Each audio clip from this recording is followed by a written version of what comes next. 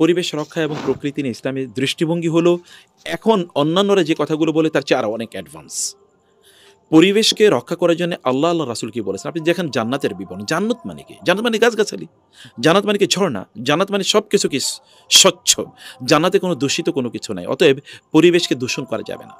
জান্নাতের বিবরণ আল্লাহ তাআলা দিয়েছেন, তাই না? রাসূল সাল্লাল্লাহু আলাইহি ওয়াসাল্লাম কি বলেছেন? তোমার যদি মৃত্যুর সময় হয়ে গিয়েছে তুমি বুঝতে পারো, কিন্তু তোমার একটা গাছের চারা রোপণ করার সুযোগ আছে, তাহলে গাছের চারাটি তুমি রোপণ করো। তিনি বলেছেন তোমরা যদি কোনো ব্যক্তি যদি কোনো গাছের চারা রোপণ করে, ওই গাছটা যদি বড় হয় তাহলে ওই গাছের ফল যদি কোনো পাখি খায় তাহলে তিনি সাদাকার সওয়াব পাবেন। কোনো পথিক খেলে সাদাকার সওয়াব পাবেন। তিনি নিজে খেলে, আত্মীয়স্বজন খেলে সাদাকার সওয়াব তিনি পাবেন।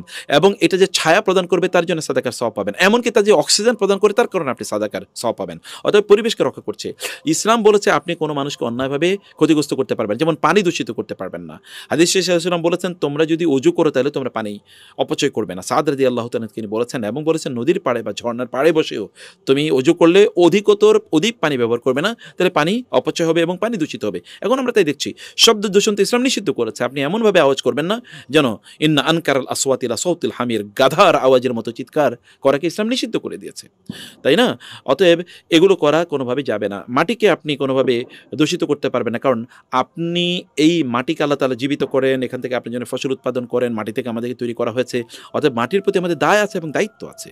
একজন মুসলিম প্রচণ্ড রেসপন্সিবল, তিনি কোনোভাবে প্রাণীগুলো নষ্ট করেন না। হাদিসে আপনারা জানেন রাসূল সাল্লাল্লাহু আলাইহি ওয়াসাল্লাম তিনি একটা সফরে গিয়েছিলেন, দেখে তিনি বললেন যে একটা উট কাঁদছে অথবা একটা ঘোড়া কাঁদছে এরকম, তিনি বললেন যে এই উটের মালিককে তাকে জিজ্ঞেস করো, ডেকে নিয়ে আসো, তাকে ডেকে নিয়ে আসো, তো তোমার উট কাঁদছে কেন?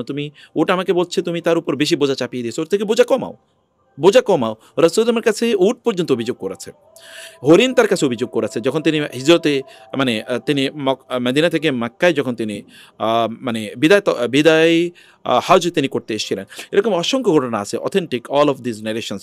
পাখির নেড় থেকে যখন পাখির ছানাগুলো একজন সাহাবী নিয়ে এসেছিলেন, তিনি রাসূলুল্লাহ বলেন ওই যে মা পাখিটি কাঁদছে, চিৎকার করছে, আমার কাছে অভিযোগ করছে যে তোমরা তার নেড় থেকে ছানাগুলো নিয়ে এসে তার ছানাগুলো ফিরিয়ে দিয়ে দাও। এই যে প্রকৃতিকে রক্ষা করা, আমরা এখন দেখি যেটাকে বলে বায়োলজিক্যাল ইমব্যালেন্স, ইকোলজিক্যাল ইমব্যালেন্স তৈরি হচ্ছে।